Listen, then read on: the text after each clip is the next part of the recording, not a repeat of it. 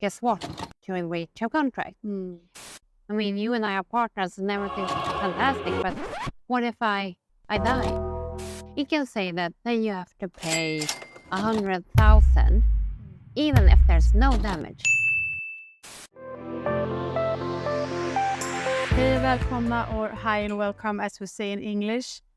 We are going to talk about business law today, finally. I've been longing for this, and we have Kat here with us, the business lawyer. Let's start. So today we're going to talk about red flags before you sign a shareholders agreement.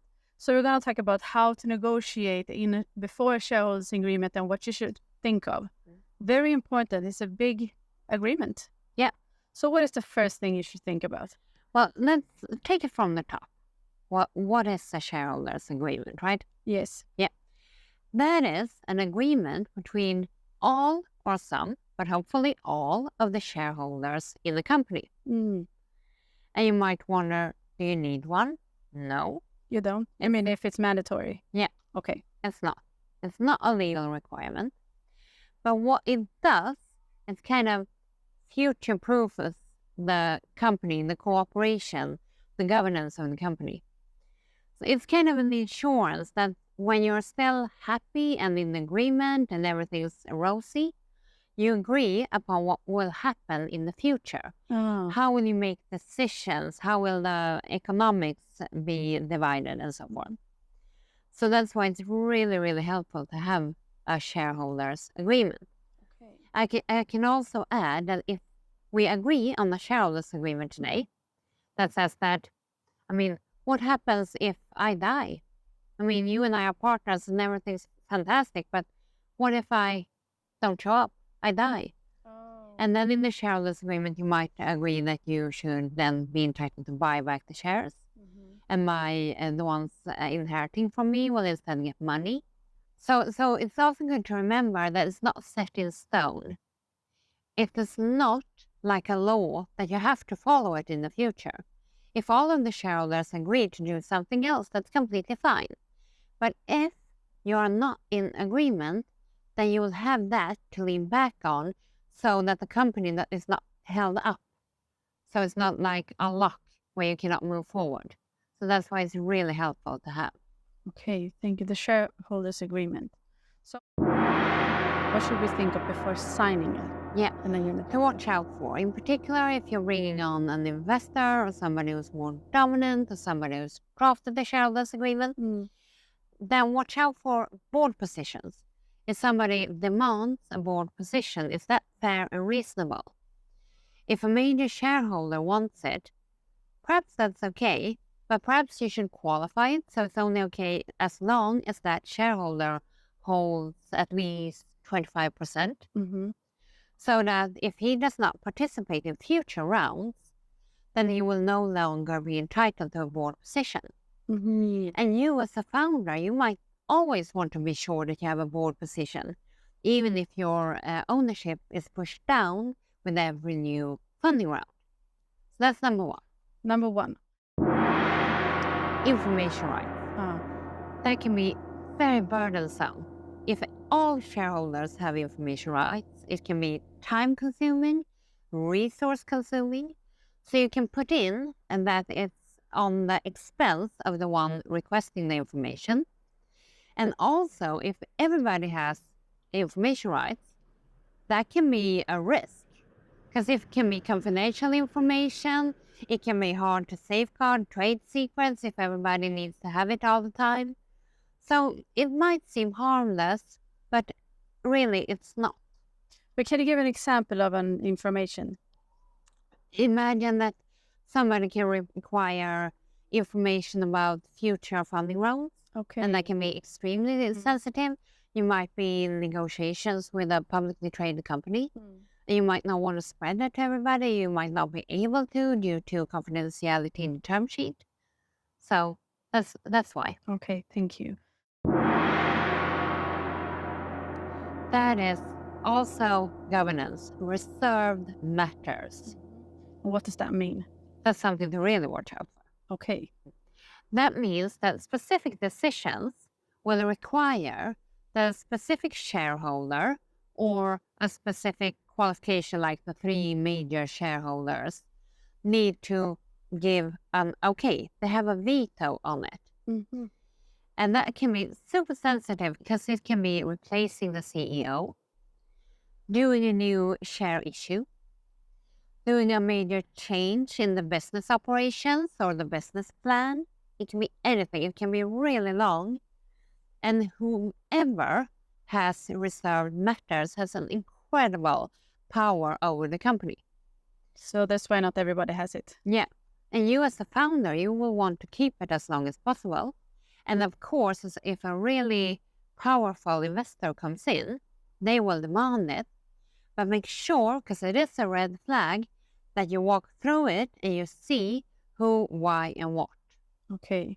So don't give it away too easy and don't give it away too early. Reserved matters. And that would be liquidation preference. We've talked about it, Yes. what the preference shares are, but it can also be contractual. Okay. So even though everybody has common shares, somebody might, in the shareholders agreement, require liquidation preference. And that means that they want proceeds, money from the company before everybody else. Okay, so that what it mean. Yeah, watch out. Watch out for that one. Transfer restrictions. It's very typical, and it's good protection for you also to know that nobody can just go and sell their shares to anybody and you don't know who will enter into the ownership of the company. But remember, if you're a minority shareholder, you might not be able to sell it to whomever.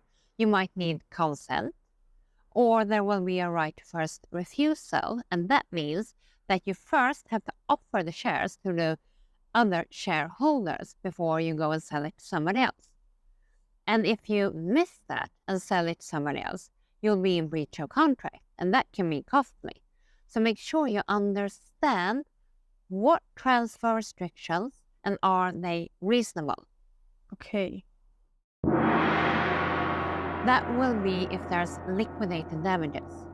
And that means that if you commit a breach of contract, you will have to pay a specific amount without anybody having to prove damages. Okay, so what kind of damages could that be? No, that you don't have to prove any damages. Okay, you don't have to prove it. As long as I reached a point in the contract, and I mean that can be a notification, then if that is covered by the liquidated damages, typically that will be only material breaches. But still, it can say that then you have to pay 100,000 to the other shareholders or to the company, even if there's no damage. So be mindful and watch out for liquidated damages and what they cover. Okay. That will be discounted saleback. Okay, tell me more about it. That means that if you commit a breach of contract, you will have to offer your shares back to everybody else at a discount. And that can be a huge discount. It can be 50%, it can be 75%. So you will lose your shares in the company.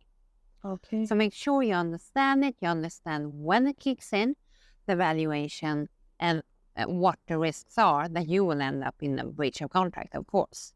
Okay, breach of contract.